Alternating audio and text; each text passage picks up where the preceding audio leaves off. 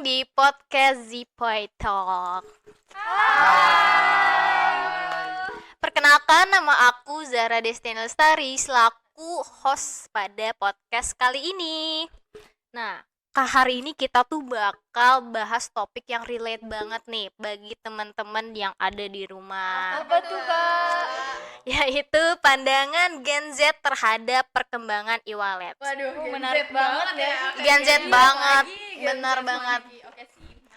E-wallet tuh sekarang udah kayak marak-maraknya banget gak sih? Udah beacon banget, udah tersebar di mana-mana. Seiring perkembangannya zaman. Aku tuh nggak sendiri nih untuk bahas podcast yang seru banget hari ini. Kita perkenalan dulu kali ya. Aku mau ngenalin teman-teman aku yang kece-kece banget nih sekarang. Mungkin kita mulai dari yang cewek-cewek dulu kali ya, karena orang-orang bilang kan ladies first. Kita mulai dari yang ujung dulu kali ya. Oke. Hai semuanya, perkenalkan nama aku Alia Maudi Prameswari.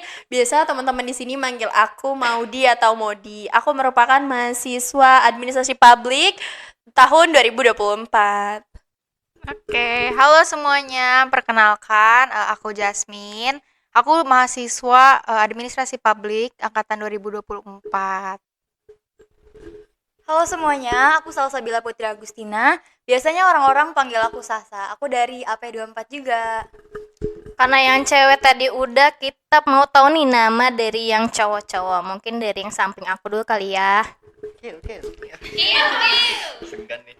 Yang paling manis gak sih teman-teman? Masya Allah, salting aku mbak. Udah ready banget gak sih? Halo semuanya, nama saya Muhammad Mahda Rizal, biasa dipanggil Rizal. Saya AP24. Oke, halo semuanya. Perkenalkan nama saya Ubaidillah. Saya sebagai mahasiswa AP24 juga. Tadi kan kita udah tahu ya nama-nama dari teman-teman aku hari ini. Mungkin daripada kelamaan kali ya. Kalian juga pasti yang dengerin udah nggak asing sama e-wallet. Mungkin kalian juga make e-wallet yang ada di handphone kalian. Karena topik kita membahas tentang para Gen Z yang sering menggunakan e-wallet nih. Kita bakal nanya kepada kalian, gimana sih tanggapan kalian sebagai Gen Z tentang penggunaan e-wallet di kehidupan sehari-hari kalian? Mungkin karena tadi perkenalan udah dari yang cewek, kita denger nih opini dari yang cowok. Oke. Jadi kalau pandangan saya sendiri tuh lebih ke agak positif tapi nggak terlalu positif, kontra tapi nggak terlalu kontra. Jadi mungkin netral aja gitu ya. Pandangan saya sebenarnya bagus untuk perkembangan teknologi pada zaman ini, di mana pembayaran pun sekarang dimudahkan ya teman-teman. Yang dimana pada zaman dahulu itu sebelum 2019 itu kan kita menggunakan yang namanya cash ya, masih gunakan cash, masih tukar uang seperti itu. Namun zaman sekarang tuh sudah dipermudah dengan adanya tuh QRIS teman-teman. Jadi kita tinggal scan, muncullah itu notifikasi pembayaran seperti itu. Namun di sisi lain juga pasti ada negatifnya teman-teman, entah itu mungkin penipuan ataupun semacamnya seperti itu. Bagaimana dengan Mas Ubay sendiri nih? Kayaknya udah nggak sabar banget tuh. Tadi udah lirik-lirik Oke, kalau misalkan dari saya sendiri, saya pribadi terkait pandangan Gen Z, saya juga kan Gen Z ya, 2006 saya. Kalian 2000 berapa? 1981. Aduh, milenial. Bukan Gen Z. Oke, back to topic. Kalau misalkan terkait e-wallet, perkembangan sekarang kan memang sangat signifikan gak sih? Perkembangannya bener-bener kayak yang setelah dari COVID tuh, wah melonjak banget tuh dari digitalnya. Nah, sebenarnya e-wallet itu bagus. Itu adalah salah satu solusi dari pemerintah kan.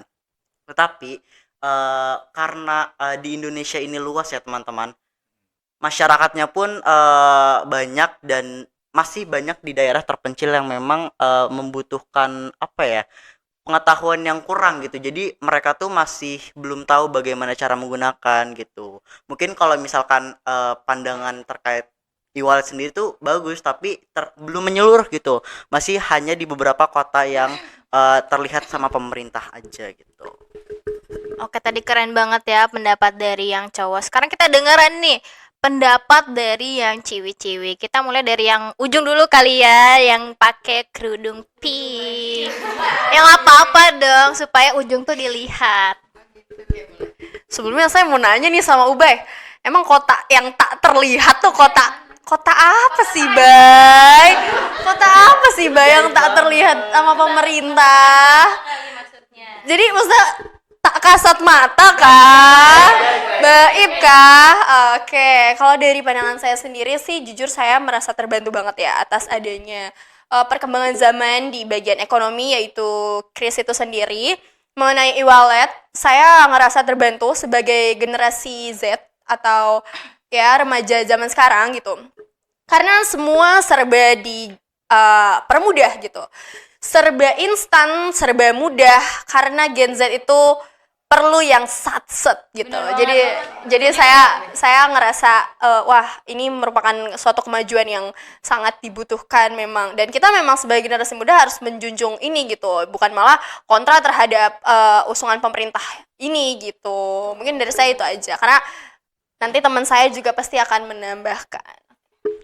Oke, kalau dari saya sendiri sebagai Gen Z mengenai e-wallet sendiri itu benar-benar mempermudah, karena kita sebagai mahasiswa tuh pasti pengennya yang satset kan, pasti pengen apa-apa tuh simple banget, gak mau lama. Kalau misalnya mau jajan kita tinggal scan aja kalau mau bayar, gak usah tuh kita ngeluarin uang dari dompet nungguin kembalian, kan lama ya. Apalagi misalnya kita mau nyoba makanan yang lagi viral, kan sekarang apa-apa viral, serba viral. Kebayang nggak kalau misalkan kita ngantri terus kita pakai cash nungguin kembaliannya, ih lama banget. Lambat banget ya. Bisa Sumpah. dari pagi dapat makanannya malam. Ih bener kali. banget. Coba kalau Enggak sih?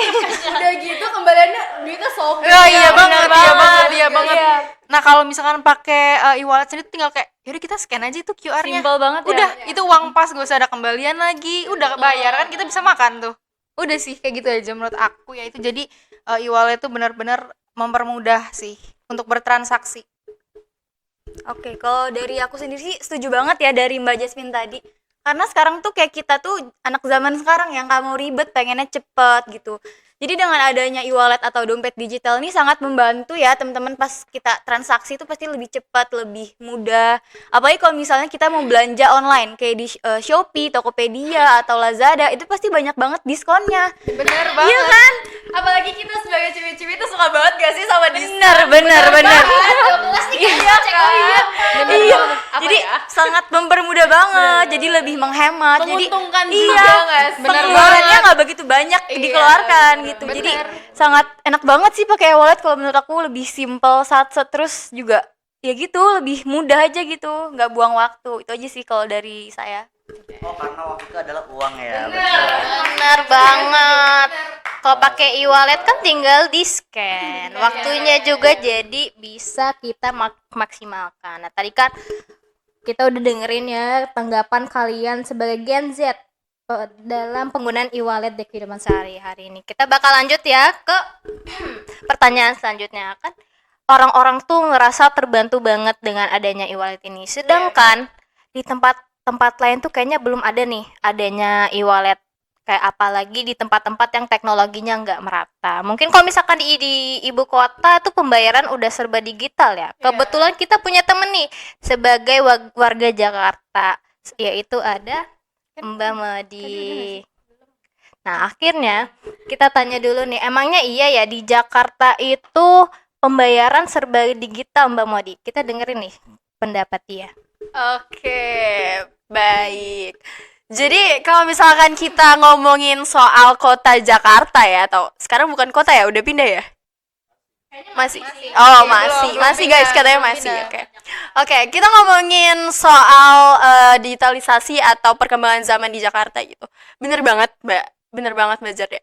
Mengenai e-wallet di Jakarta tuh kayak bener-bener hampir semua merata gitu. Karena bener-bener semua tuh pakai apa-apa tuh scan gitu. Oke. Jadi tapi saya mau ngebahas satu daerah aja nih, atau kita biasa sebut, teman-teman tahu nggak sih yang namanya Blok M? Tahu. Siapa yang nggak tahu sih sama Blok M? Gen Z sekarang nggak tahu Blok M, aneh banget. Teman-teman di rumah tahu nggak nih Blok M kira-kira? Oke. Nah ya, kita ngomong soal Jaksel, atau kita ngomong lebih kecil lagi Blok M. Di Blok M sendiri ya teman-teman, itu tuh merupakan suatu daerah yang bener-bener hampir menyeluruh banget QRIS-nya gitu. Kayak pembayaran tuh serba apa-apa tuh bener-bener scan gitu atau enggak pakai kartu. Karena dari awal Covid kan Blok M itu baru terdengar atau baru menggelegar itu pas Covid, teman-teman. Jadi pada tahun 2020 Covid lagi naik-naiknya pada saat itu. Nah, Blok M itu baru didengar sama orang-orang nih, teman-teman. Nah, dari situ Blok M ternyata memang menjunjung tinggi program dari Bank Indonesia, yaitu adanya kris ini gitu. Jadi karena waktu itu ada penularan virus, maka dari itu pihak dari sananya itu ngebuat suatu program yang namanya semua pembayaran serba dompet digital gitu. Karena ini merupakan apa ya, solusi dari tertularnya virus itu sendiri gitu. Jadi ngebawa lah impact sampai sekarang. Bahkan event di sana tuh kalau misalnya mau jajan cilor aja nih teman-teman, itu abangnya tuh nyediain QRIS. Serius? Iya, cilor. 5.000. Iya, kayak Kilo 5.000 kita pakai kris. iya, bener banget. 5.000 tuh pakai kris. Iya, bener, kayak semuanya tuh serba kris. Bahkan kalau misalnya di sana tuh ada band atau pengamen atau apa, itu tuh dia tuh nyediain kotak. Di kotak itu ada scan QR-nya. Jadi kayak beneran, kalian ada nggak sih di sini? Kayaknya enggak kalau pengamen. Karena di sana kayak gitu, kayak itu kalian pasti shock banget gak sih dengarnya, kayak wow gitu kan. Iya, kayak gitu. Kalau di Blok M sendiri, di Jakarta sendiri kayak gitu sih. Tadi kan kita udah ngedengerin ya Mbak Modi sebagai warga Jakarta. Kita balik lagi nih ke Serang, di mana pembayarannya masih campur, relatif ada yang cash ataupun ada yang cashless. Terus menurut kalian efisien gak sih di semua UMKM itu harus menyediakan pembayaran secara digital? Siapa yang mau ngungkapin pendapatnya? Kayaknya yang di ujung nih udah pengen jawab banget nih. Udah greget ya? Oke teman-teman, tadi kan dari Mbak Zahra ini berkata bahwasannya efisien nggak sih kalau misalkan semua UMKM itu menggunakan pembayaran digital. Kalau misalkan untuk semua UMKM itu menurut saya kurang efisien, karena kenapa?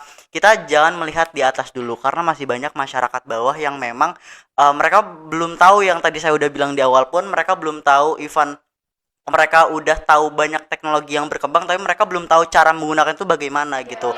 Apalagi banyak UMKM yang dibangun oleh para ibu-ibu atau bapak-bapak yang memang mereka kurang tahu pengetahuan terkait perkembangan digital. Ya betul, seperti itu teman-teman. Mungkin dari yang teman-teman yang lain ada tanggapan. Siapa yang mau ngasih tanggapannya? Oke, boleh banget nih. Setuju banget sih kalau dari Mas Ubay tadi ya. Jadi pasti semua hal tuh ada sisi positif sama negatifnya. Kalau tadi kan kata Ubay itu pasti di daerah terpencil tuh ini ya kurang memahami teknologi ya. Nah kadang sekarang tuh nggak cuma di daerah terpencil sih, di kota-kota besar misalnya kayak ibu-ibu aja tuh nggak begitu memahami dengan Gen Z dengan dengan cara menggunakan e-wallet, maaf banget. Nah kan kalau kita Gen Z tuh bener-bener enak ya, tinggal scan. Kalau ibu-ibu tuh kayaknya kurang ngerti gak sih kalau orang tua. Bener banget.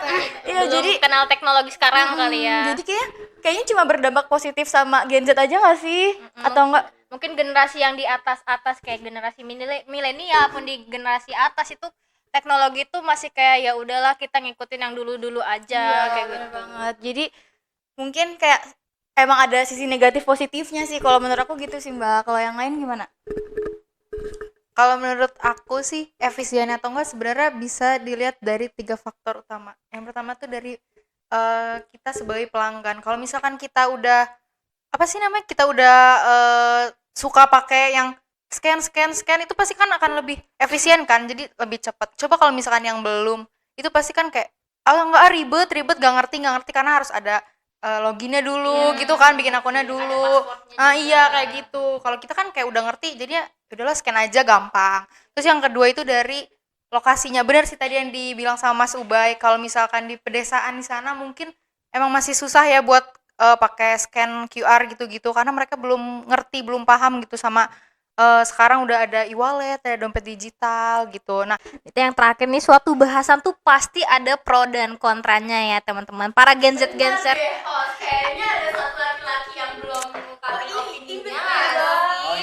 kayaknya kayaknya kesempatannya kita ganti ke pertanyaan selanjutnya kali ya. Benar. Nah, oke, pembahasan kan pasti ada pro dan kontranya ya. Seperti apa yang aku bilang sebelumnya. Nah, Gen Z kita di sini kayaknya pengen banget nih ngungkapin pro dan kontra mereka terhadap e-wallet. Siapa mau jawab tentang yang pro-nya dulu? Mungkin yang karena tadi kita dengar yang cewek-cewek tuh kebanyakan yang pro dan yang laki-laki tuh banyak yang kontra. Kita mulai dari yang pro-nya dulu kali ya. Aduh, kontra dulu. Oke, kontra dulu. Kayaknya tadi yang cowok-cowok kayaknya udah greget pengen ngebahas nih e-wallet. Kita kasih ke yang samping aku kali ya. Keringat dingin banget nih disuruh kontra dulu. Jangan kayak gitu dong. Ya. Mungkin teman-teman tadi tuh ngeliat tuh kami tuh sebagai tim kontra dan perempuan tuh sebagai tim pro ya. Sejujurnya kontra saya di sini tuh cukup banyak, tapi saya akan ngambil 3 aja. Yang pertama tuh kalau misalkan di seluruh UMKM itu menerapkan yang namanya e-wallet, pasti kan udah nggak ada lagi nih namanya cash kan, ya kan? Ya gak? Nggak juga. Gimana ya aku jawabnya? Kan kalau berarti udah nggak ada. ATM. Kalau misalnya nggak ada cash sama sekali. Ya berarti nggak semua. Berarti nggak semua kan? Nah, kalau misalkan istilahnya semuanya menerapkan itu yang namanya e-wallet tuh pasti bakal kesusahan. Yang pertama di mana tuh masyarakat tuh terbiasa menggunakan cash. Cash ini tuh sebagai perantara untuk jual beli lah istilahnya. Dan itu sudah mengikat banget gitu loh kepada manusia tuh. Sedangkan kalau misalkan kita transisi berubah menjadi ke e-wallet, cashless itu pasti membutuhkan waktu yang lama. Di mana masyarakat sendiri juga kan tidak semua tuh memegang HP, UMKM juga tidak memegang HP, UMKM juga tidak semuanya itu mengerti tentang teknologi seperti itu. Lalu yang kedua itu kita tuh butuh selalu yang namanya jaringan. Di mana jaringan ini kalau misalkan nggak ada jaringan tuh kita nggak bakal bisa tuh yang namanya tap itu segala macam. Jadinya jaringan juga sangat berpenting kan. Tap. Dan seperti itu sih kalau misalkan saya. Jadinya 2 saja ya. Dua. Tadinya banyak. Jadi 2. Kita dengerin dari yang pro kali ya. Ada yang mau nyanggah nggak dari pertanyaan cowok-cowok ini? Sebenarnya ini gak ada yang bisa disanggah ya. Soalnya tadi pas latihan soalnya Mas Mahdi gak ngomong gitu. Beda nih. Beda ya. Kok beda ya? Cuman oke, saya mau beropini dari sudut pandang saya sendiri aja gitu ya. Mungkin dari saya tim pro. Kenapa saya tim pro? Karena saya mendukung perkembangan zaman gak sih? Karena katanya kan Indonesia akan emas pada tahun 2045. Ya kan? Yang dimana kita tuh benar-benar harus banget mengikuti perkembangan zaman yang ada. Kalau misalnya masih ada anak muda yang kontra akan kemajuan teknologi atau kemajuan zaman, itu kayak aneh banget gak sih? Kayak kalian mau sampai kapan ketinggalan zaman gitu? Saya nggak ngomong kalau misalnya orang yang harus pakai cash itu ketinggalan zaman, bukan. Tapi lebih ke kenapa nggak mendukung gitu.